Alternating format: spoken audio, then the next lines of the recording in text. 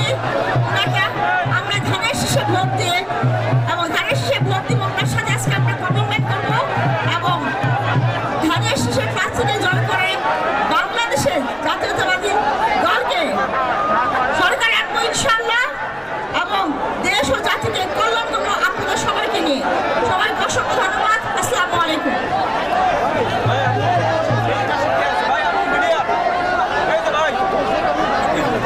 এ পর্যায়ে বক্তব্য নিয়ে আসছেন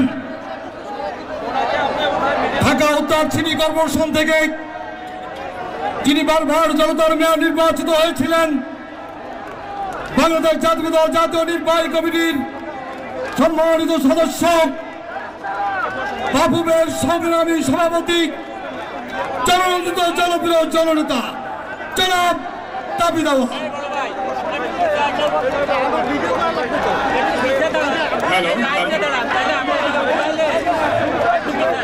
বিসমিল্লাহির রহমানির রহিম।